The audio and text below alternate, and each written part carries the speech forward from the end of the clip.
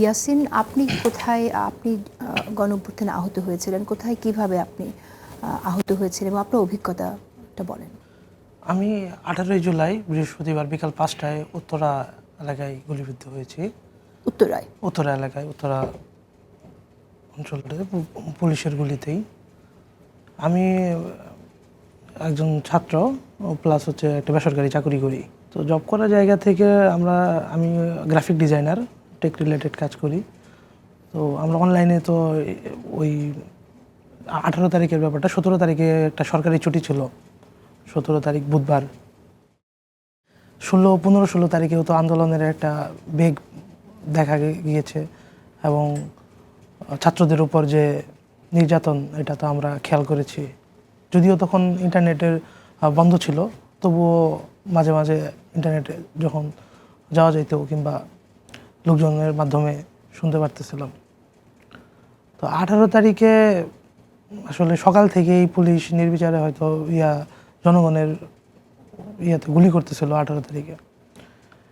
তো আমি অফিসে ছিলাম, অফিস থেকে 4টা বাজে বের হয়ে বাসার দিকে যাওয়ার জন্য বের হয়েছিলাম। কিন্তু আমার বাসাটা হচ্ছে উত্তরা, মানে আমার অফিস হচ্ছে রাস্তার এই পাশে আর বাসা হচ্ছে রাস্তার ওই পাশে।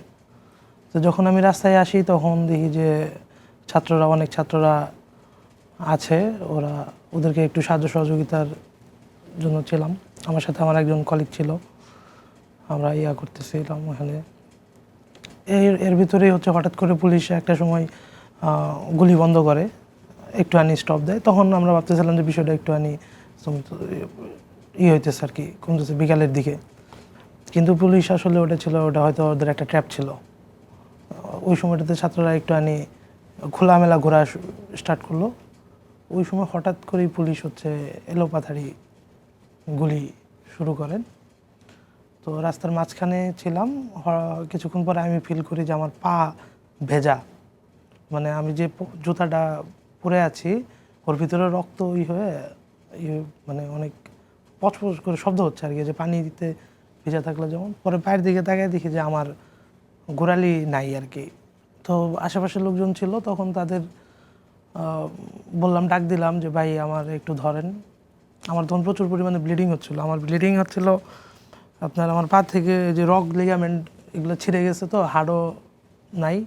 তো এইখান থেকে রক্ত বেরোলে আরও প্রায় 2 হাত সামনে রক্ত পড়তো, মানে ওই ছিটকে যাইতো আর কি রগের থেকে।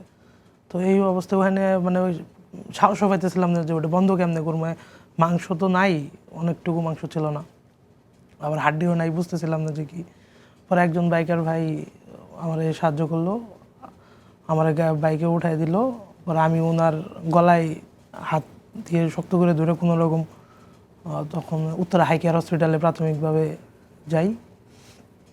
যাওয়ার পরে পুরা হাই কেয়ারের পুরা ফ্লোর মানে রক্তে হয়ে গেছে, এরকম একটা অবস্থা। মানুষজন আরও পাড়াইতেছিল, মানে আমি দেখে আমি নিজেই হয়ে যেতেছিলাম, আমার পাটা দেখতে দিতেছিল না।